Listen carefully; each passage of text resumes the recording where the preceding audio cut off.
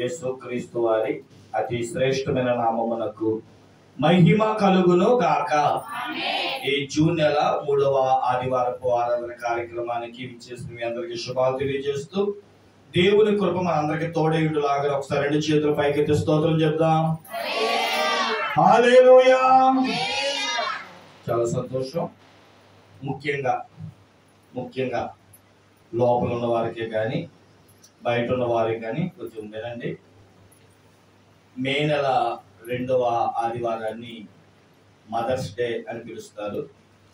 June నెల 3వ ఆదివారాన్ని fathers day అని పిలుస్తారు. ఇక్కడ ఉన్న తండ్రులందరికీ, కాబోతున్న తండ్రులకి, అలాగే పెద్దవారికి ఒక సేవకుడుగా మీ అందరికీ నేను ఎందుకు వచ్చింది హ్యాపీ ఫాదర్స్ డే. దేవుడు తండ్రులందరికీ మంచి ఆరోగ్యం అనుగ్రహించిన గాక. ఇక్కడ కాదు కానీ ఇంటికి వెళ్ళాక మీ డాడీకి చెప్పుకునేవని హ్యాపీ ఫాదర్స్ డే. చాలా సంతోషం. మరి ఉదయకాలం మందు వసంతవాడ గ్రామంలో యెఫ్తా జీవితాన్ని గురించిన విషయాలు నేను చెప్పడం జరిగింది. యెఫ్తా జీవితంలో నాకు 2 అనుభవాలు కనబడ్డాయి. మొదటి అనుభవం అక్కడ వివరించడం జరిగింది. అసలు యెఫ్తా జీవితం గురించి ఏంటో 2 మాటలు చెప్తారు, ఉపోద్ఘాతంగా వినండి. ఇది న్యాయాధిపతుల గ్రంథం 11వ అధ్యాయం. మనం కనుక బైబిల్ గ్రంథాన్ని తెరిచి చదవగలిగితే ఈ న్యాయాధిపతుల గ్రంథం 11వ అధ్యాయంలో మొత్తం ఈ అధ్యాయంలో 40 వచనాలు ఉంటాయండి. ఈ 40 వచనాల్లో యెఫ్తా అనే ఒక వ్యక్తి మనకు కనబడతాడు. ఇతని ఊరి పేరు గిలాదు, ఇతని తండ్రి పేరు కూడా గిలాదే. ఇతనికి బైబిల్ పెట్టిన పేరేంటి అంటే పరాక్రమవంతుడు, అంటే బలం కలిగిన వాడు, బలాఢ్యుడు, ఎదురు లేనివాడు అని అర్థం. అయితే గిలాదు అనే తండ్రికి ఇతడేమి ప్రథమ సంతానం ఏమి కాదు, కానీ వేశ్య సంతానం, అంటే ఉంచుకున్న ఆవిడి లేదా రెండో ఇల్లు, మనం అది అర్థాలు ఇస్తాయి. అంటే వేశ్య కొడుకు. ఆలోచన చేయండి ప్రియులారా, మరి పెద్ద ఆవిడకు కూడా పిల్లలు ఉండుంటారు కదా. అయితే ఆలోచన చేయండి ప్రియులారా, ఈ యెఫ్తా అనేవాడు బలవంతుడు కాబట్టి ఈ యెఫ్తా ఉన్నంత వరకు ఆ గ్రామములో అమోనీయులు అని పిలువబడుతున్న ఒక జాతి, ఆ జాతి ప్రజలంట ఈ యెఫ్తా ఉన్నంత కాలం వీళ్ళు మనం ఎదురెళ్ళలేం, కానీ అసలు ఈ ఊరి మీద మనం తిరుగుబాటు చేయడం వ్యర్థం, వేస్ట్ అని చెప్పంట వీళ్ళు యెఫ్తా ఉన్నంతసేపు ఆ గిలాదు అనే ప్రాంతానికి రాలేదంట, వచ్చేవారు కాదంట. అయితే ఆలోచన చేయండి, ఆ ఊరు వాళ్ళు అనుకున్నారు మనకి ఏ శత్రుభేదం లేదు కనుక, శత్రుభయం లేదు కాబట్టి వీడు చూస్తే పరాక్రమవంతుడు, వాళ్ళ మొదటి సంతానం అనుకుంటా. వాళ్ళు ఏమనుకుంటారంటే మా నాన్నకు పుట్టాడు కానీ మా అమ్మకు పుట్టలేదు కదా, కాబట్టి వీడిని ఇక్కడి నుంచి గెంటేద్దాం అని చెప్పి యెఫ్తాని ఊరి నుంచి పంపించేశారు. నువ్వు ఎక్కడికి పోతావు, మాకు అనవసరం అని ఊరి నుంచి పంపించేస్తే ఈ యెఫ్తా అన్నటువంటి వాడు టోబు అనే ప్రాంతానికి వెళ్ళి నివాసం అంటున్నాడు. మరి ఎన్ని సంవత్సరాలు ఉన్నాడో తెలియదు, కానీ ఆలోచన చేయండి, పెళ్ళయింది, ఓ పాప పుట్టింది, ఆ పాప పేరు కూడా రాయబడలేదు పిల్లారా. తన సంసారం ఏదో తను చేసుకుంటూ జీవిస్తున్నాడు. ఓ రోజు ఈ అమోనీయులు అని పిలువబడుతున్న వారు గిలాదు వైపు కన్నేసి చూశారు. యెఫ్తా ప్రాంతంలో లేడు. ఇక వారిని, ఆ గిలాదు కాపరస్తులను తమకు ఇష్టం వచ్చినట్లుగా శోధించడం, భయంకరంగా వారి మీద దాడి చేయడం, వారి ధాన్యాలను దోచుకోవడం, వారి సంపదలు దోచుకోవడం మొదలెడుతున్నారు.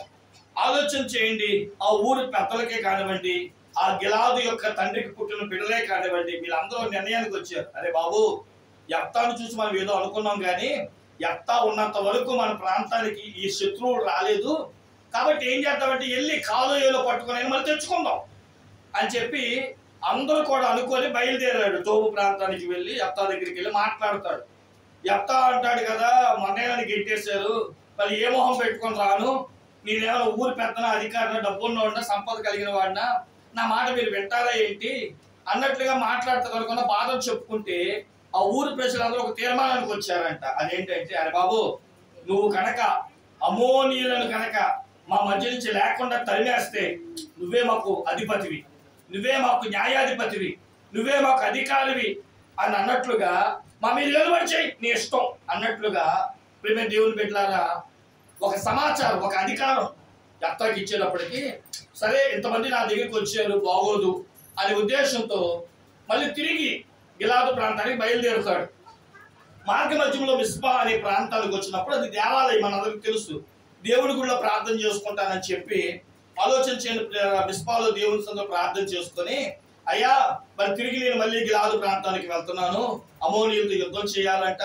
మరి ఒకప్పుడు కొన్ని సంవత్సరాల నుంచి వచ్చేసాను నేను, మరి వాళ్ళు ఎంతగా విస్తరించారో నాకు తెలియదు, వారి బలం ఏంటో నాకు తెలియదు, వారి శక్తి ఏంటో నాకు తెలియదు, నువ్వు నాకు తోడుగా ఉండని చెప్పి దేవుని మందిరంలో కూర్చొని కాసేపు ప్రార్థన చేసుకొని దేవునితో పెనుగులాడుకొని ప్రార్థన విన్నపాలు చేసుకొని ఆలోచన చేయని పిల్లలు గిలాదు ప్రాంతానికి వచ్చేసాడు. వచ్చి రాగానే అతను అక్కడున్న శ్రమ, అక్కడున్న బాధలని గమనించి ఆ అమోనీయుల రాజుకి ఒక దూతనిచ్చి పంపించాడు. ఏమని? యుద్ధం కావాలా, సంధి కావాలా? ఇదిగో యెఫ్తా అనేవాడు ఊరిలోకి వచ్చాడు, యెఫ్తా అనేవాడు మీ మీద యుద్ధానికి చేయడానికి రెడీగా ఉన్నాడు, యెఫ్తా అన్నవాడు గిలాదు ప్రాంతం పక్షంలో మీతో యుద్ధం చేయబోతున్నాడు, మీరు సంధి చేసుకుంటారా? ఓకే, మీకు కావాల్సిన అవకాశాలు, మీకు కావాల్సిన ధనం, మీకు కావాల్సిన అవసరాలు తీసుకొచ్చేస్తా, మనందరం ఫ్రెండ్స్ అవుదాం, లేదా యుద్ధం. ఏం కావాలో కోరుకో అంటే ఆ రాజు యెఫ్తా అంతలా బలవంతుడే ఏంటి, ఈ బాడికి క్షీణించి ఉంటాడులే, బలం తగ్గుంటుందిలే అని ఆలోచన చేత యుద్ధమే కావాలి అని మొదలు పెట్టాడు. ఆలోచన చేయని ప్రియులారా, న్యాయాధిపతుల గ్రంథం మనం కనుక 29వ వచనం కానించి, ఇప్పుడు మీకు చదవద్దు, నా మాటలు చెప్తున్నాను. దేవుడితో ప్రార్థన చేసుకుంటాడు ఒక మొక్కుబడి. మనము మీరు 30-31వ వచనం నేను మన వసంతవాడ ప్రాంతంలో చెప్పడం జరిగింది. ఏమనంటే యెఫ్తా మొక్కుబడి చేసుకుంటాడు, ప్రభువా యెహోవా నువ్వు నా పక్షాన్ని ఉండి నువ్వు నా జీవితంలో కార్యం చేస్తే, ఏ కార్యం? అమోనీయుల మీద గెలిచి నేను యుద్ధంలో కనుక గెలిచి నీ దగ్గరికి క్షేమముగా వస్తే, నా ఇంటి నుండి ఏది ఎదురొస్తుందో నీకు ఇచ్చేస్తా. మనిషి ఎదురొస్తే ప్రతిష్ఠిస్తా, పశువు ఎదురొస్తే బలిస్తా. ఆలోచన చేయండి, ఇందాకనే చెప్పుకున్నాం, క్షేమంగా యుద్ధంలో గెలిచాడు, ఇంటికి తిరిగి వస్తా ఉంటే కన్న కూతురు ఎదురొచ్చిందంట. బైబిల్ స్పష్టంగా చెప్తున్న మాట ఏంటంటే ఆ కూతురు తప్ప యెఫ్తాకి ఇంకెవరో కూడా, అంటే మగపిల్లలు లేరు, ఇంకా ఆడపిల్లలు, ఒకటే కూతురు, ఒక్కగానొక గారాలు పట్టి అనుకున్నాడు ఎవరో ఎదురొస్తారులే అని. కానీ స్వయంగా కూతురు ఎదురొచ్చింది. నేను వసంతవాడి గ్రామంలో ఒక తండ్రి విషాద గాథ. ఎందుకంటే కూతురు ఎదురొస్తే దేవునికి ప్రతిష్ఠించాలి, ఎన్నో కళ్ళగంటాడు కదా, పెళ్లి చేయాలి, మనల్ని ఎత్తుకోవాలి, ఎన్నో ఆశలు ఉంటాయి. కాబట్టి ఒక తండ్రి విషాద గాథ అని చెబుతూ కొన్ని దాని గురించి వివరించి మనకి ఎదురు రావాలా. అంతేగా క్రైస్తవ జీవితంలో ఎక్కువగా అన్యజనుల ప్రజల్లో నుంచి బయటకు వచ్చిన మనం కూడా చాలా మంది ఎదురు కోరుకుంటా ఉంటారు. మనకి ఎదురు ఎవరు రావాలి? మనిషి ఎదురు రావాలా, దేవుడు ఎదురు రావాలా? దేవుడు ఎదురు వస్తే మనకి ఏమేమి ఆశీర్వాదాలు వస్తాయి? భక్తుడు నా ప్రార్థన ఎదురెళ్తుంది, నా దేవుడిని ఎదుర్కొంటుంది అని చెప్తూ అసలు ఎదురు వెళ్ళాలా వద్దా, ఎదురు వెళ్ళడం వల్ల జరిగే కార్యక్రమాలు ఏంటి, ఎవరెవరు ఎదురు వెళ్తారు, ఒకవేళ దేవుడే కనుక ఎదురు వస్తే జరిగే కార్యక్రమాలు ఏంటో ఎదురు అనే అనుభవం చేత అక్కడ మాట్లాడడం జరిగింది. సరే, మీకు ఇంకా అవకాశం ఉంటే సాయంకాలం వద్ద ఆ వాక్యాన్ని కొంచెం శ్రద్ధాభక్తులతో వినండి. ఆలోచన చేయండి. కూతురు ఎదురొచ్చింది, ఇక కూతురు చెప్తాడు, అమ్మా ఎంత పని చేస్తావు అంటే, కూతురు అడుగుద్ది, నాన్న ఏంటి, ఎందుకు ఏడుస్తున్నావు, జయించే కదా వచ్చావు, దీనికి ఎంతగా ఏడవాలా అంటే, లేదమ్మా అని చెప్పి పై వచనాలు చెప్తాడు. నేను తండ్రి దేవుడికి మొక్కుకున్నానమ్మా, ఎవరైతే ఇంటికాడి నుంచి ఎదురొస్తారో నేను వారిని దేవుడికి ఇచ్చేస్తానని.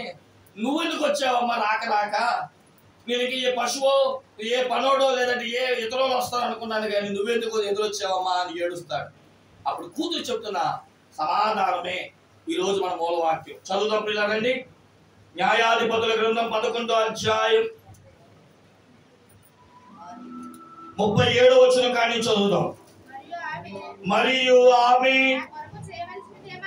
నా కొరకు చేయవలసినదేమనగా 2 నెలల వరకు నన్ను విడువుము, నేనును నా చెలికత్తెలు పోయి కొండల మీద నుండి నా కన్యత్వమును గూర్చి ప్రలాపించదునని తండ్రితో చెప్పగా అతడు పొమ్మని చెప్పి 2 నెలల వరకు ఆమెను పోనిచ్చాను.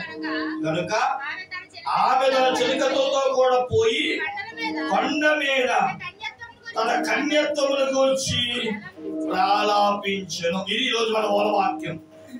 ఆమె తన తండ్రి దగ్గరకు వచ్చి నాకు 2 నెలలు ఇవ్వు, నా కన్యత్వమును గూర్చి నేను మొరపెడతాను, నా కన్యత్వమును గూర్చి నేను ప్రాలాపిస్తాను. ఈ రోజు నా అంశము కన్యత్వమును గూర్చి ప్రాలాపించుట.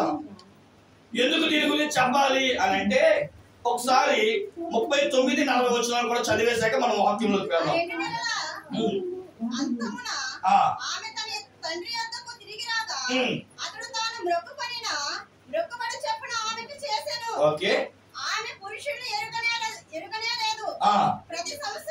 ఇది మెయిన్.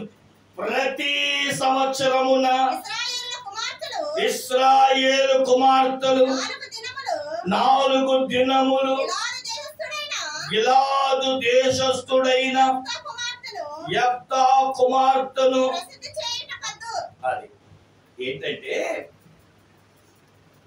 2 నెలలు తన కన్యత్వమును గురించి ఏడ్చిన ఆ యెఫ్తా కూతురిని మొక్కుబడిగా ప్రతిష్ఠించేశాడు, ఇచ్చేశాడు దేవుడికి.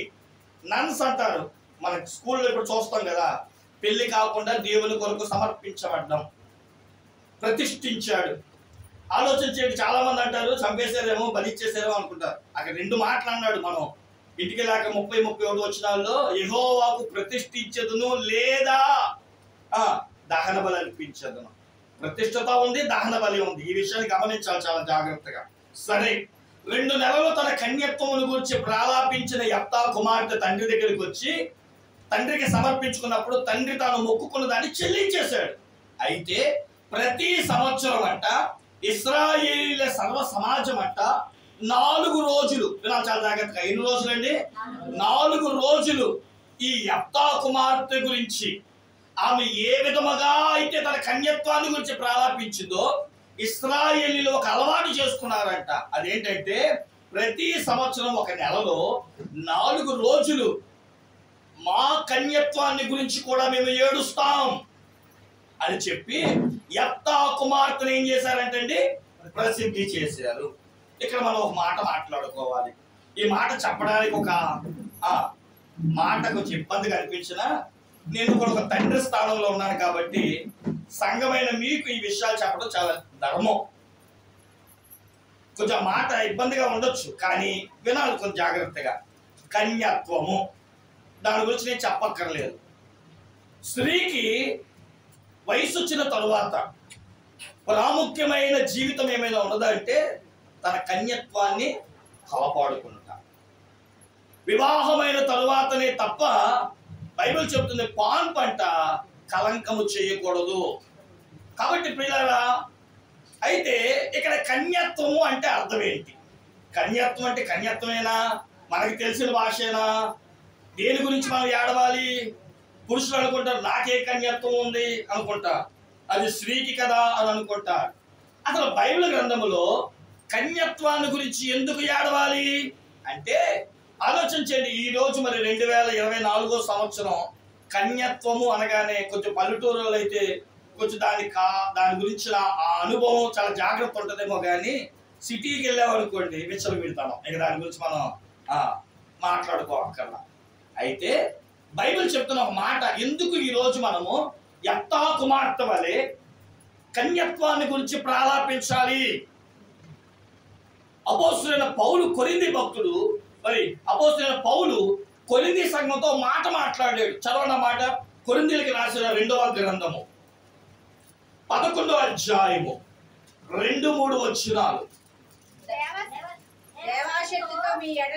దైవాశక్తితో మీ ఎడల ఆసక్తి కలిగి ఉన్నాను. ఎందుకనగా పవిత్రురాలైన కన్యకగా ఒక్కడే పురుషుడికి అనగా క్రీస్తుకు సమర్పింపవలనని.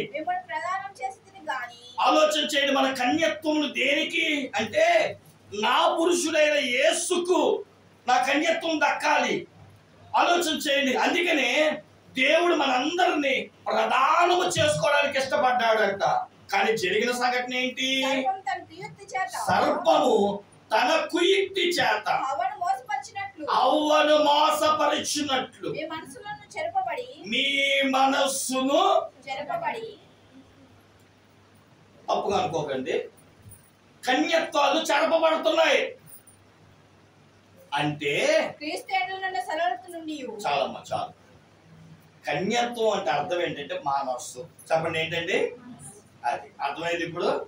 రైట్. ఇప్పుడు మనం 4 రోజులు ఏమంటే యెఫ్తా కుమార్తె ఎందుకు తన కన్యత్వాన్ని గురించి అని అంటే, కన్యత్వం స్త్రీకి ఎంత ప్రాముఖ్యమో సార్వత్రిక సంఘానికి మనస్సు అంత ప్రాముఖ్యమైంది. అందుకని ఇర్మియా గ్రంథం 17:9లో ఏమండి హృదయము అన్నిటి, అసలు దేవుడు అడిగింది ఏంటి? నీ డబ్బు అడగల, నీ ధనం అడగల, నీ ఆస్తి అడగల, నీ కులం అడగల, బొట్లు వద్దమ్మా, గాజులు వద్దమ్మా, లేకపోతే పిల్లరా కులం మారమ్మా, మతం మారమల్లా. దేవుడు మార్చుకోమన్నది నీ మనస్సు, నీ హృదయము, నీ యొక్క లక్షణాలు. అందుకని పిల్లలు ఆలోచన చేయండి. హృదయమే ఆయన ఆలయంగా మార్చుకున్నాడు. ఈరోజు ఒక స్త్రీకి ఒక ఆమెకు వివాహం కాని ఆమెకు కన్యత్వం ఎంత ప్రాముఖ్యంగా కాచుకుంటుందో, ప్రతి క్రైస్తవ జీవితంలో ఈ మనస్సును కాచుకోవాలి. ఎందుకని? ఆదికాండం 6వ అధ్యాయం 5వ వచనం త్వరగా 5.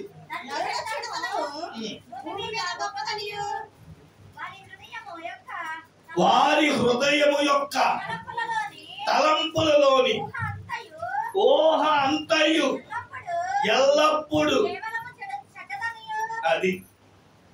ఈరోజు మనం దేని గురించి ఏడవాడో తెలుసా? అయ్యా నా హృదయం చెడిపోయింది. చెప్పండి ఇప్పుడు చెప్పండి, దేని గురించి ఏడవాలి? అది యెఫ్తా కుమార్తె స్త్రీగా ఉంది కాబట్టి ఆమె కన్యత్వాన్ని గురించి ఏడ్చింది. ఓ సార్వత్రిక సంఘమా, ఏ రోజైనా నీ హృదయాన్ని గురించి నువ్వు ఏడ్చావా? అయ్యా నా హృదయం ప్రతిదానికి చెడిపోతుంది అయ్యా, ప్రతిదానికి పక్కదాని మీద ఆశపడుతుందయ్యా, హృదయాంతరంగా నాకు బాగలేదు ప్రభువా, నా హృదయం గురించి నేను ఏడవాలి ప్రభువా అని ఏ రోజైనా నీ హృదయాన్ని, మారిన హృదయాన్ని, మార్పు చెందుతున్న నీ హృదయాన్ని గురించి ఏడ్చావా? పాస్టర్ గారు నా హృదయాన్ని గురించి నేను ఏడవక్కర్లా, నా కన్యత్వాల గురించి నేను ఏడవక్కర్లా అని అంటావా? అసలు బైబిల్ గ్రంథములో దేని గురించి ఏడవాలి? ఇంకా బాగా చెప్పాలంటే ఒక కన్యకగా, ఒక సంఘాన్ని కన్యకగా పోల్చాడు. కన్యత్వమును గురించి ఒక కన్యక ఏడ్చినట్లు మనం కూడా మన హృదయాన్ని గురించి ఏడవాలి. బైబిల్ చెప్తుంది ప్రియులారా, ఏమనంటే ఈ కన్యత్వం అంట సాతానుడు చెరిపేస్తున్నాడు, అంటే మనసును చెరుపుతున్నాడు. ఇది నిజమాని బయలుదేరాడు, ఏదోను తోటలో చెరిపేశాడు. యోధా ప్రాంత ప్రజల దగ్గరికి చేరాడు, చెరిపేశాడు. ఓ భక్తుడు అంటాడు, యేసయ్య కూడా దిగిరాక్కర్లేదంట, దావీదు అంతగా బతికాడు. చెప్పండి, వసంతకాలంలో ఏం చేశాడు? మేడ మీదకి ఎక్కాడు, మనసు చెరిపోయాడు. క్రైస్తవ జీవితంలో నిన్నొక్కడిని చెరపక్కల, అంటే అర్థం ఆలోచన చేయండి ప్రియులారా, నీ మనస్సును చెరిపితే చాలు. ఆరంగంలో ఉంటుంది సిగరెట్.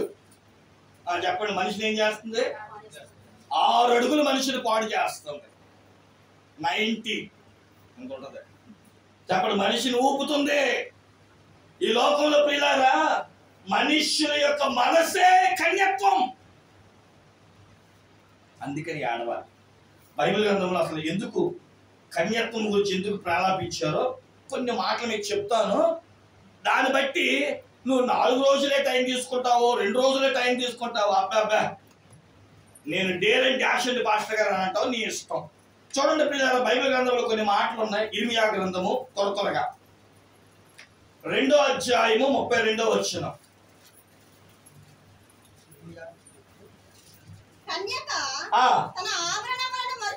కన్యక తన ఆభరణములను మరుచున, వడ్డాణములు మరుచున, నా ప్రజలు లెక్కలేనన్ని దినములు నన్ను మరచి ఉన్నారు. చాలండి. ఇప్పుడు ఎందుకు ఏడవాలట? పెళ్లికి వచ్చిన అమ్మాయి నా నగలు ఎక్కడున్నాయి, నా ఆభరణాలు ఎక్కడున్నాయి, నా వడ్డాణం ఎక్కడుంది, నా భర్త కొరకు నేను అలంకరించబడాలి కదా అని ఎంతో ఆసక్తిగా ఉంటది. కానీ సంఘానికంట దేవుని గురించిన ఆసక్తి లేదు. చెప్పండి, దేని గురించి ఆసక్తి లేదంట? మనం ఇప్పుడు ఎందుకు ఏడవాలో తెలుసా? అయ్యో బాధ వచ్చినప్పుడల్లా దేవుడు గుర్తొచ్చాడే.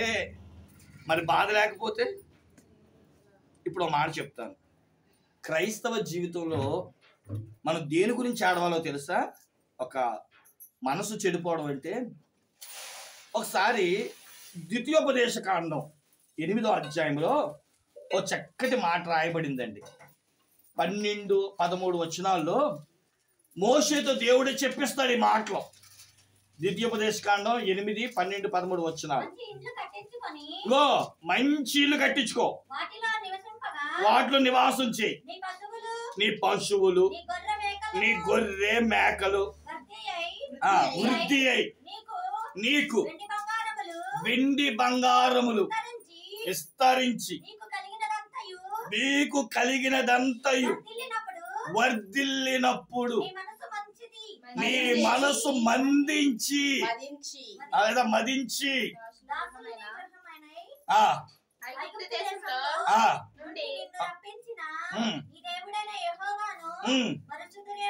అసలు ఎప్పుడు మర్చిపోతాం చెప్పండి? అన్ని వచ్చినప్పుడు మర్చిపోతాం. అంతేనా? కూతురికి పెళ్లి జరిగితే దేవుడిని మర్చిపోతాం. చెప్పండి. ఇల్లు కట్టుకుంటే దేవుణ్ణి, ఆరోగ్యంగా ఉంటే దేవుణ్ణి. వినంటారు జాగ్రత్తగా. మనం ఎందు గురించి ఆడవాలో తెలుసా?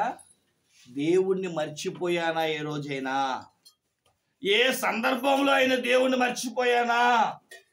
ఏ విషయంలోనైనా దేవుణ్ణి మర్చిపోయానా? ఒకసారి మీరు ఆలోచన చేసుకోండి. మీ ఇంట్లో శుభకార్యం జరిగిన, ఓ సంతోషకరమైన సంఘటన సంభవించిన, బ్యాంకులో అమ్మఒడి పడినా, ఏమండి అబ్బయ్యా అని అనుకున్నప్పుడు దేవుడు ఎంత గొప్ప కార్యం చేశాడు అని అనుకుంటావా? ఏమండి పదండి, బండి తీయండి, షాపింగ్కి వెళ్ళాలి. అయ్యో దేవుడికి థ్యాంక్స్ ఎప్పుడు చెప్పావు? అమ్మఒడి పడిపోయినాయి, ఆలోచన చేయండి. బ్యాంకులో డబ్బులు రావాల్సిన వచ్చేసినాయి, లేదంటే కావాల్సిన అనుకునే అన్ని జరిగిపోయినాయి. ఈ రోజైనా దేవుడి దగ్గరికి వచ్చాయా? ఊహించినది, ఆలోచించినది, అనుకోనన్నది నా జీవితంలో జరిగిందయ్యా, నాకు సహాయం చేయండి ప్రభువా, ఇంతగా నువ్వు చేసిన కార్యాలకి ఏమిచ్చి రుణం తీర్చగలనా అని ఈరోజు మనుషులు తమ మనసు అంట మందించి లేదా మదించి, ఇంకో మాట ఉంది, ఆ మాట అనకూడదు. ఆలోచన చేయండి. కావాల్సిన వచ్చేసినాయి కదా, ఇక దేవుడు మర్చిపోయా. కొన్నిసార్లు అనిపిస్తా ఉంటుంది, అరే మర్చిపోయారా. కొన్నిసార్లు అన్నం దగ్గరికి రాగానే ప్రార్థన చేయడం మర్చిపోతాం. కొన్నిసార్లు దేవుడి కార్యాలు మర్చిపోతాం. అందుకనే 103వ కీర్తన 1వ వచనములో, నా ప్రాణమా యెహోవా చేసిన ఉపకారములలో ఇదని లేదు అదని లేదు, దేన్ని కూడా ఏం చేయకూడదంటండి. మరి ఒక మనిషి ఎందుకు మర్చిపోతున్నాడు? ఇంకో మాట ఉంటుంది. ఏబు గ్రంథం 1వ అధ్యాయం 4-5 వచనాల్లో ఏబే స్వయంగా అంటాడు, నా కొడుకులకి కావాల్సిన ధనం, కావాల్సిన తిండి, కావాల్సిన ఆస్తి, కావాల్సిన పరపతి అన్నీ ఉన్నాయి, ఏమో తిన్న తర్వాత యెహోవా ఎవడని దూషిస్తారేమో. సామెతల్లో కూడా ఉందిగా మాట. జ్ఞానే సొలొమోను అంటాడు, అయ్యా అన్నం ఎక్కువ పెట్టద్దు, ఎక్కువ పెడితే దేవుడు ఏడంట, తక్కువ పెడితే దేవుడు ఏం చేశాడనంట. ఎక్కువ వద్దు. మరి మీ జీవితంలో ఎక్కువ తింటున్నారా, తక్కువ తింటున్నారా? ఎందుకు దేవుడిని మర్చిపోతున్నావు? ఎక్కువ తినేసావా? దేవుడు ఎక్కువ ఐటమ్స్ ఇచ్చేసాడా? బైబిల్లో చక్కని మాట ఉంటుందండి. ఆ మాట మీకు తెలిసిన మాటే. యేసేపు భక్షకారుడికి, నాయకుడికి, పానదాయి నాయకుడికి కూడా కల చెప్తాడు. దాని భావం చెప్తాడు. చెప్పండి చెప్పండి. ఆయన చెప్పిన కళ 3 రోజుల్లో నెరవేరింది. ఏమని? భక్షకారుడికి ఉరి, పానదాయకుడికి క్షమాపణ. ఆ పానదాయకుడు ఆ జైల్లో నుంచి బయటకు వెళ్తుంటే యేసేపు అంటాడు ఆయన చేతులు పట్టుకొని, ఇది చేతులు కాదు, నువ్వు బయటికి వెళ్ళగానే నువ్వు చేయాల్సిన పని ఏంటంటే నన్ను గుర్తుపెట్టుకో. నేను అనవసరంగా జైల్లోకి వచ్చా, నేను ఏ తప్పు చేయలా. ఫరోతో కానివ్వండి, ఆలోచన చేయండి ప్రియులారా, నేను ఏ తప్పు చేయలే ఐగుప్తీయుడి దగ్గర. కానీ నేను చెరసాల్లోకి వచ్చి పడ్డా. నన్ను తప్పించాల్సిన బాధ్యత నువ్వే. రాజుగారికి నువ్వు గిన్నె అందించేటప్పుడు నన్ను గుర్తుపెట్టుకో అంటే మర్చిపోయాడంట. ఫరోకి కళ వచ్చింది.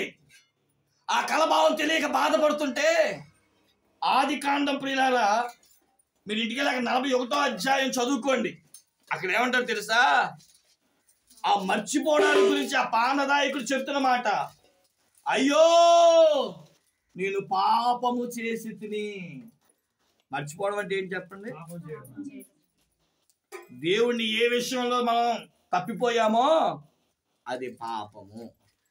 ఏ విషయంలో దేవునికి థ్యాంక్స్. ఈరోజు మనుషులకు చెప్తున్నాం థ్యాంక్స్.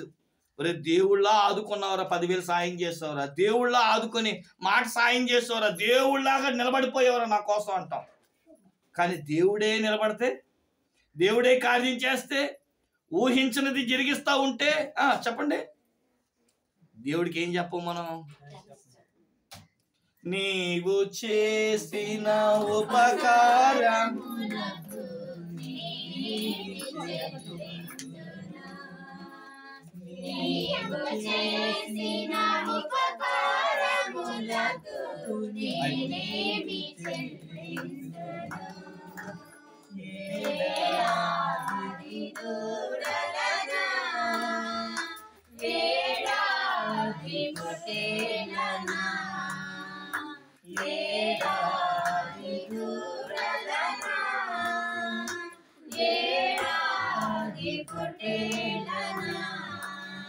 నీవు చేసిన ఉపకారములకు నేనేమి చెల్లించును.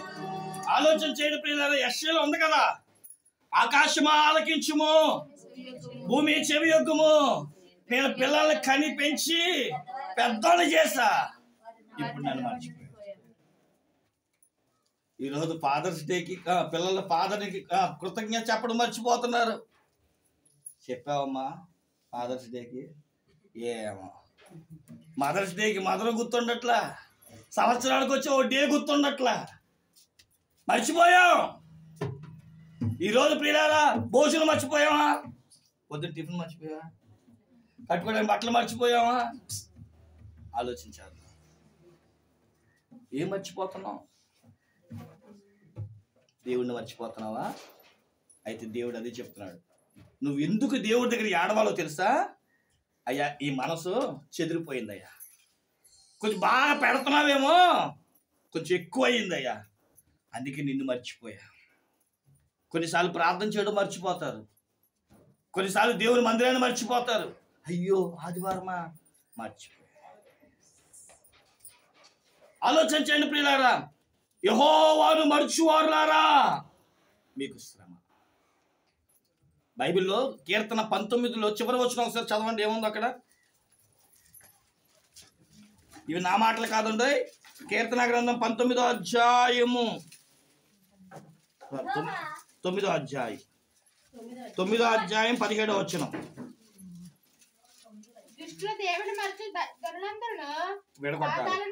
దుష్టులను దేవుని మరుచు జనులందరూ. ఎందుకు ఏడవాలో తెలుసా? వినండి అమ్మా, ఎందుకు ఈరోజు యెఫ్తా కుమార్తె వల్ల ఏడవాలో తెలుసా? దేవుణ్ణి మర్చిపోతే పాపమే కాదు, దుష్టులు దేవుని మరుచు అనే 2 గుంపులు ఉన్నాయంట భూమి మీద. వీళ్ళు పాతాళానికి వెళ్ళిపోతారంట.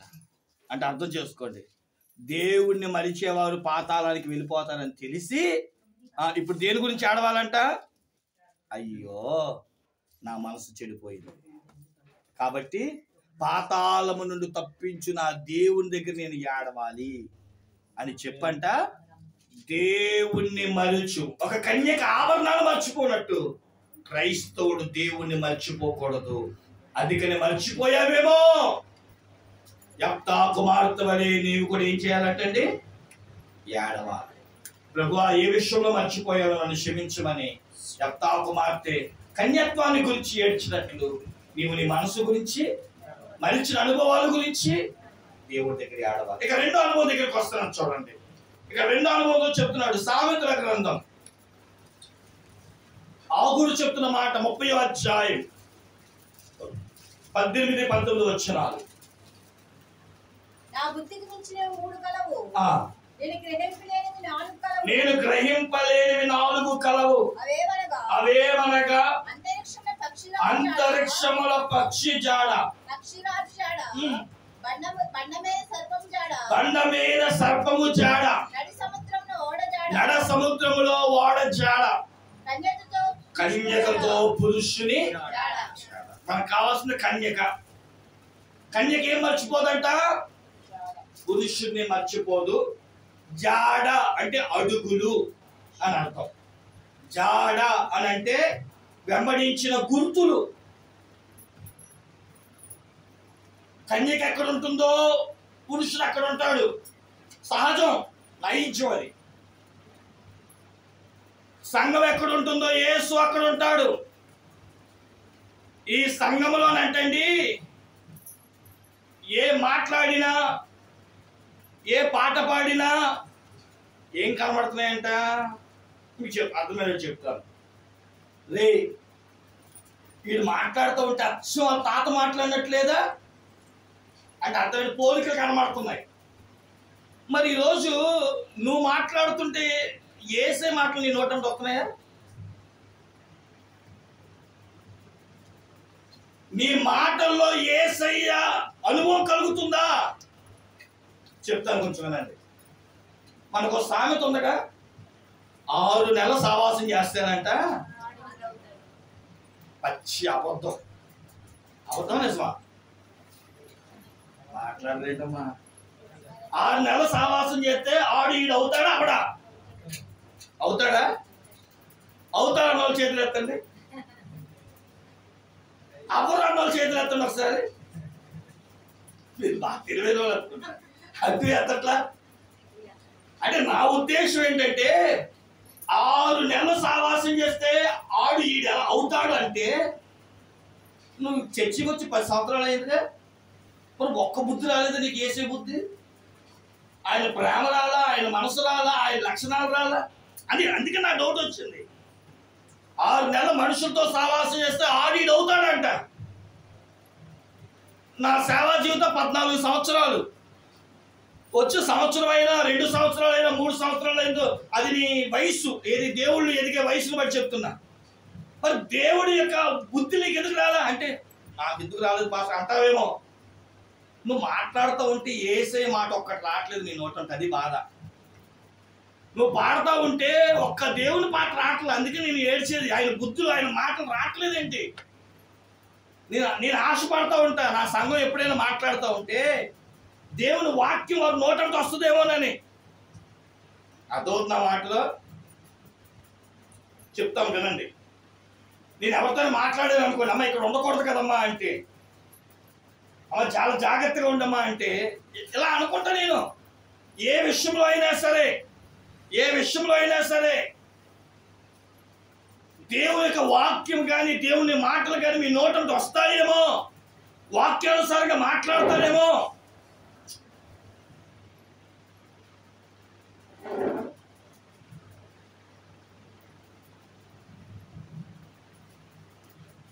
యవనస్తులా జాగ్రత్త అంటే, అవునరా, బండ మీద నిల్చున్నవాడు తాను పడిపోకుండా జాగ్రత్తగా ఉండమని బైబిల్ చెప్పింది కదా అని ఏ తల్లైన కొడుకు చెప్పిద్దేమో అని చూస్తా. ఏం పర్లేదమ్మా, దేవుడు తోడుగా ఉన్నాడంటే, అవునండి ఇశ్రాయేలుకి దేవుడు తోడైనట్లు నాకును. ఇలాంటి మాటలు ఎక్కడైనా పలుకుతారేమో అని చూస్తా. ఏదైనా చెప్పినప్పుడు, అవును పాస్టర్ గారు, యెహోవా నా కాపరి, నాకు ఏమీ లేదు, కొదువు లేదండి, దేవుడు ఉన్నంత వరకు నాకేమీ కొదువు ఉండదండి అని బైబిల్ వాక్యాలు ఒకటైనా చెబుతారు అనుకుంటా. ఓ మాట వాస్తవం చెప్పరా, లోకం ఏమనుకుంటుందంటే ఎహెజ్కేలు గారు కొంచెం వాక్యం బాగా చెప్తాడు, వాళ్ళ సంఘానికి వాక్యానికి కొదువు లేదు అనుకుంటా. చెప్పండి, మాట్లాడదేమ్మా. నిజంగా లోకం ఏమనుకుంటుందంటే, అమ్మో ఎహెజ్కేలు గారు చర్చికి వెళ్ళి 4 మాటలు చెప్పాలంటే ఇది బాగా బైబిల్ బాగా తెలుసుంటది, ఏది చెప్పినా తిరిగి ఎక్కడుందో వాళ్ళే తీసేస్తారు, చెప్పక్కర్లా. నిజంగా పిల్లరా, నేను కొన్ని చోట్లకి వెళ్తే చెప్తాను నాతో ఇలాగా, ఏమని తెలుసా, అయ్యగారు మా సంఘంతో జాగ్రత్త అంటారు. ఏంటి అని అంటే కొడతారా? కాదండి, మీరు ఏదైనా ఒక టాపిక్ ఎత్తండి. సాక్ష్యం చెప్తున్నా, తోటగూడెం ఆనందయ్య గారు అని చెప్పి ఆటో మీద సంఘాన్ని తీసుకొస్తూ ఉండేవారు మన సభలకి. దైవజనుడు చెప్తున్నాడు, మాది 30 సంవత్సరాల సీనియారిటీ అండి, మా సంఘానికి నేను ఇలా చెప్పగలను. ఏమని తెలుసా, నేను ఒకవేళ యెఫ్తా గురించే చెప్పాను అనుకోండి, నేను ఇంకా ఏ అధ్యాయమో ఏ వచనమో ఏ యొక్క వచనమో చెప్పకముందే తీసి రెడీగా పెట్టుకుంటానంట. అంటే అర్థం ఏంటి, వాక్యముల మీద పట్టుంది. మరి ఈరోజు నేను రిఫరెన్స్ చెప్పేదాకా నా ఇంకా ఎక్కడ ఎక్కడ ఎక్కడ అనుకుని చూస్తుంటే ఈ వాక్యం మనం ఏం ఎదిగాం అంటే వాక్యాన్ని ధ్యానించట్లా, ఈ చెవులు మీద ఆ చెవులు వదిలేస్తున్నారేమో. బైబిల్ చెప్తుంది, ఒక కన్యకతో పురుషుడు లేదా కన్యకున్న చోట పురుషుడు ఎలా ఉంటాడో ఒక విశ్వాసి తనలో దేవుణ్ణి చూపిస్తుంది. ఆమె మాట తీరు, లక్షణాలు, ప్రవర్తన, అనుభవం ఏం చెప్తుందో తెలుసా? రే, ఆమె మాట వెంటనే నీకు అర్థమవుతుందిగా, ఆమె క్రైస్తవురాలు. నోరు తెలిస్తే చాలు దేవుడి గురించి, దేవుని మాటల గురించి, దేవుని అనుభవాల గురించి చెప్పింది. అది మీ గురించి ఎవరైనా సాక్ష్యం చెప్తున్నారా? అసలు ఆగి ఆలోచించే. క్రైస్తవ జీవితంలో బైబిల్ చెప్తున్న నగ్న సత్యం, మనం దేని గురించి ఆడవాలో తెలుసా? అయ్యా, ఇన్ని సంవత్సరాల వాక్యముతో నేను అనుసంధానం అవుతున్నా, ఒక్క అక్షరం ముక్క నాకు రావట్లేదయ్యా, వాక్యాన్ని నేను సరిగ్గా ధ్యానించలేకపోతున్నానయ్యా, ఇంకా వాక్యానుసారంగా ఎప్పుడు నడుస్తానయ్యా, నేను నడుస్తుంటే నా అడుగుల్లో నిన్ను ఎప్పుడు చూపిస్తానయ్యా, వాక్యం నాకు కావాలయ్యా, వాక్యం నాకు రావాలయ్యా, వాక్యాన్ని నేను తెలుసుకోవాలయ్యా, వాక్యాన్ని నేను ఎరగాలయ్యా, వాక్యానుసారంగా నేను జీవించాలయ్యా అని 4 రోజులంట వాక్యం కోసమే. చెప్పండి ఏడవాలి. కన్యత్వం గురించి ఏడవడం అంటే, క్రీస్తు నా అడుగుల్లో లేడు, నా మాటలో లేడు, నా ప్రవర్తనలో లేడు, నా నోటి మాట ఒక్కరోజైనా నా యేసయ్య గురించి నా నోటంతా వస్తుందా బయటికి? దేవుని వాక్యం ఏ రోజైనా నా నోట ఒక పాటలాగా నా బిడ్డలకు చెప్పగలుగుతున్నానా? ఒక దైవజనుడు, మీరు ఆలోచించండి, టీవీ ఆన్ చేయండి, ఆడవాళ్ళు అయితే వంటగది, మగవాళ్ళు అయితే బెడ్రూమ్కి వెళ్ళండి. ఏ దైవజనుడైన వాక్యం చెప్తా ఉన్నప్పుడు ఆయన చదువుతూ ఉండగానే ఆయన కంటే ముందు ఏనాడైనా నువ్వు చెప్పగలిగావా? ఆ వాక్యాన్ని దైవజనులు ప్రారంభిస్తే నువ్వు ముగింపగలిగావా? మనకి ఏది? దైవజనుడు వాక్యం చెబుతుండగానే ఆ వాక్యం ఎక్కడ ఉండాలి చెప్పండి? మన నోటి మీద ఆడాలి. 119వ కీర్తన 170 వచనం అనుకోండి, 70, 71, 72 వచనాలు ఉంటుంది. నీ వాక్యం నా నోటికి ఒక పాట అయిపోయిందయ్యా. మరి ఈరోజు దేవుని వాక్యం తెలియట్లే, ఈరోజు ఎక్కడుందో ఏంటో. అందుకని ఒక్కోసారి టెస్ట్ పెట్టాలనిపిస్తుంది. బైబిల్ గ్రంథంలో వాగ్దానాలు ఎక్కడున్నాయి, బైబిల్ గ్రంథంలో పదాజ్ఞలు ఎక్కడున్నాయి, బైబిల్ గ్రంథంలో పలానా వచనం ఎక్కడుంది, పలానా వ్యక్తి చరిత్ర ఎక్కడుంది, ఎక్కడెక్కడ ఉంది తెలియాలి. మనకి వాక్యం మీద పట్టు రావాలి. కాబట్టి కన్యకతో పురుషుని జాడ ఎలా ఉంటుందో దేవునితో ఆయన మాటలతో మనకు ఒక అనుసంధానం ఉండాలి. అలా లేకపోతే ఏడు. ఎందుకంటే ఈ బైబిల్ కూడా రేపొద్దున మనకు దొక్కదు. అప్పుడు ఏడ్చే కంటే ఇప్పుడు నుంచే వాక్యం కోసం ప్రభువా జ్ఞానమి ప్రభువా వాక్య సహాయం చేయండి. ఎందుకని సర్వ జ్ఞాన సంపద ఆయన యందు, ఏదో అక్కడక్కడ వస్తుంది మాట, ఆయన యందు గుప్తములై ఉన్నవి. అదొక సంపద దేవుడి దగ్గర ఉందంట. అడిగి ఆ సంపద నాకు ఇవ్వండి అని మనం అడగాలి. ఇక చివరి మాట చెప్పి నిన్ను ముగించేస్తారు. చదవండి ప్రియులారా, ఇర్మియా గ్రంథం 46:11. ఇర్మియా గ్రంథం 46:11. ఇర్మియా గ్రంథం 46:11. ఐగుప్తు కుమారి ఓకే. కన్యక గిలాదునకు వెళ్ళి గుగ్గులము తెచ్చుకొనుము. చాలండి. కన్యకకి ఎక్కడికి వెళ్ళాలి? గిలాదుకి వెళ్ళాలి. గిలాదుకి వెళ్ళి ఏం తెచ్చుకోవాలి? గుగ్గిలము అంటే స్వస్థత. గుగ్గిలము అనేది ఒక మందు. ఆ మందు వల్ల స్వస్థత వస్తుంది. క్రైస్తవులకు స్వస్థత ఎక్కడ? గిలాదు అనే మాటకి 2 అర్థాలు ఉన్నాయి. ఒకటి ప్రతిష్టత, 2 దేవుని మందిరం, ప్రార్థన. గిలాదు కాపురస్తుడైన ఏలియాను గురించి చెబుతూ అతడు మంచి ప్రార్థనా పరుడు బైబిల్ చెప్తుంది. మన ప్రార్థన ద్వారానే స్వస్థతలు. అంటే మీకు ఏదైనా స్వస్థత కావాలంటే రే ఈరోజు ఈ మాట నేను అనకూడదు కానీ తప్పట్లా. అదేంటంటే ఫలానా ఈరోజు మందిరానికి వెళ్ళడం స్వస్థత వస్తానంటలా. నా మటుకు నేను చెప్పుకుంటా స్వస్థత శాల. నేను అడిగా స్వస్థత శాల ఎందుకు పెట్టారు అని అంటే మా గుడికి ఒక ప్రత్యేకత ఉంది. ఏంటంటే అరే బాబు అన్ని గుళ్ళకి అదే ప్రత్యేకత. ఏంటది? ప్రార్థన చేసి స్వస్థత ఇస్తాను. దేవుడిని అడుగు, దేవుడు స్వస్థత ఇస్తాడు. ఆయన తన వాక్కును పంపి స్వస్థత ఇస్తాడు. ఇదేగా. మరి దానికి స్వస్థత శాల అంటే తప్పులేదు. కొన్నిసార్లు స్వస్థత శాల అని పేరు రాసిన చాలా మంది దైవజనులు మా చేతిలో ఏమి లేదమ్మా, దేవుడిని అడిగమ్మా, దేవుడి దగ్గర ప్రార్థన చేయమ్మా, దేవుడి దగ్గరికి రామ్మా, దేవుడు కార్యం చేస్తాడమ్మా అన్న దైవజనులు ఉన్నారు. తప్పు పట్టట్లా. కానీ మాదే స్వస్థత శాల. రా, దీనికోసం 7 వారాలు తిరుగు, దీనికోసం నూనె పోసుకో, దీనికోసం ఇది చెయ్యి, దీనికోసం అది చెయ్యి అంటూ తిప్పే వాళ్ళు కూడా ఉన్నారు. బైబిల్ చెప్తుంది మనకి స్వస్థత కావాలంటే ప్రార్థన కావాలి. నీ ప్రార్థన తక్కువైతే దైవజనుడి దగ్గరికి వెళ్ళి ప్రార్థన చేయించుకో. మందిరానికి రా, సంఘం అంతా కలిసి ప్రార్థన చేస్తుంది. స్వస్థత మందిరంలోనే ఉంది. స్వస్థత ప్రార్థన ద్వారానే ఉంది. ఆ గుడికి వెళ్తే ఉంటది. ఈ గుడి దీనికే ప్రత్యేకత అంటే ఏం లేదు. దేవుడు ప్రతి దేవాలయంలో ఉన్నాడు. గుడిసెలో ఉన్నాడు, పెంకు టిల్లులో ఉన్నాడు, లక్షలు కోట్ల పెట్టి కట్టే మందిరంలోను. ఈ మందిరం చిన్నగా ఉంది, పాస్టర్ గారు బుట్టగా ఉన్నాడు అనుకోమాకండి. దేవుడు ఒక్కడే, స్వస్థత ఒకటే. దేవునికి మహిమ కలుగును గాక. ఈరోజు చాలా మంది చాలా చోట్లకి వెళ్తా ఉంటారు. అందుకని బైబిల్ చెప్తుంది నువ్వు స్వస్థతల కోసం ఈ లోక సంబంధమైన వాటి కోసం బయట తిరగద్దు. బైబిల్ చెప్తున్న ఒక నగ్న సత్యం. మొదట ఆయన నీతిని, మత్తయి సువార్త 6:4 ఆయన నీతిని, ఆయన రాజ్యమును. అంతేనా వాక్యం? సరిగ్గా చెప్తున్నారా? అంతేనమ్మా. మొదట ఆయన నీతిని, ఆయన రాజ్యమును వెతకుడి, తరువాత నీకు కావలసినవన్నీ ఆయన మీకు అనుగ్రహించును.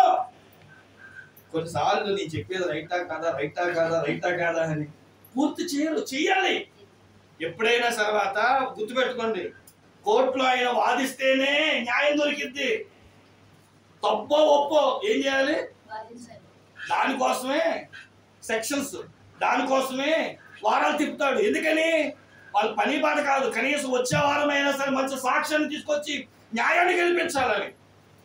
ముందు వాదన జరిగితేనే తప్పేదో మంచేదో చెడేదో ఎక్కడ తప్పుపోతుందో మనకు అర్థమైంది. అందుకని రోజు కూర్చొని భార్యాభర్తలు వాదించుకోండి. దేని గురించి? ఈ రోజు ఇడ్లీ లేదు, ఈ రోజు టిఫిన్ లేదు, ఈ రోజు చికెన్ లేదట. కాదు. దైవజనులు ఎలా చెప్తున్నారు? నేను ఒకటేనండి, దేవుడి దగ్గరికి వెళ్ళిన తర్వాత వాక్యం చదివినప్పుడు అడుగు, నేను దేవుడితో వాదిస్తాను. కన్యత్వం అంటే ఏంటి? కన్యత్వం అంటే స్త్రీ కొనదేనా? అలా ధ్యానించబోతేనండి ఏమి రాదు, సబ్జెక్టు రాదు. కొన్నిసార్లు కొన్ని సబ్జెక్టులు, కొన్ని వాక్యాలు వీరికి దొరికేస్తాయి. టెక్నాలజీ వచ్చేసింది కదా. కొన్ని ఇంకా నా దగ్గర చాలా ప్రసంగాలకి పూర్తి చేయని కూడా ఉన్నాయి. కారణం ఏంటంటే వాళ్ళు జరుగుతుంది, ఇంకా రిజల్ట్స్ రావాలి. ఇంకా ఇదే అని అనడానికి లేదు.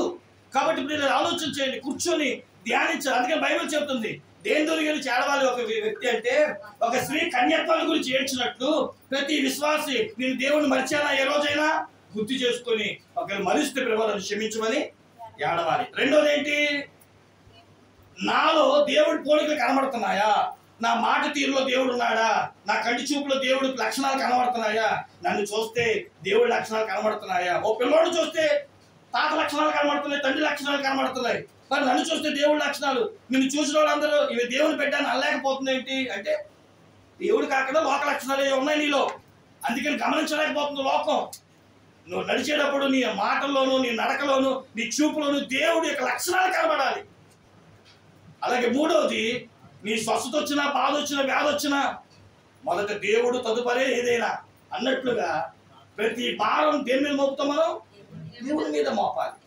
కాబట్టి ప్రియులారా, ప్రభు నన్ను స్వస్థపరుస్తావా లేదా అని కూర్చొని ఏడ్చి ప్రభు దగ్గర నుంచి స్వస్థత పొందుకోవాలి.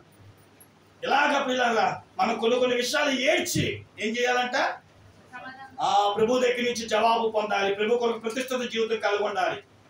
యెఫ్తా కుమార్తె ఏడ్చి ఆ అనుభవాన్ని అంట రానంతరం ఏం చేస్తుందంటే, మరి మనం కూడా ఒక 4 రోజులు ఏం చేద్దామంటే ఏడుద్దాం. మన కన్యత్వాన్ని గురించి, చెదిరిపోయిన మన మనసుల గురించి, మన ఆలోచన గురించి, మన తలపుల గురించి ఏడుద్దాం అని చెప్పి ఆ ఊరు ప్రజలందరూ ఏం చేస్తున్నారంటే అండి, మరి ఈరోజు నీ నిర్ణయం ఏంటి?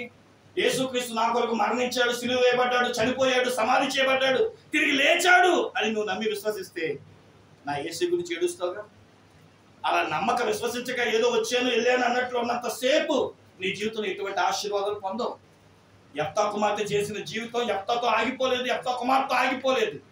రానున్న సంవత్సరం తరం వారు గుర్తు చేసుకుని 4 రోజులు ఆమెకి యెఫ్తా కుమార్తెను ప్రసిద్ధి చేశారు. అంటే గుర్తు చేసుకుని ఏడుస్తూ ఆమె చేసిన త్యాగం, ఆమె చేసిన సమర్పణను గుర్తు చేసుకున్నారంట.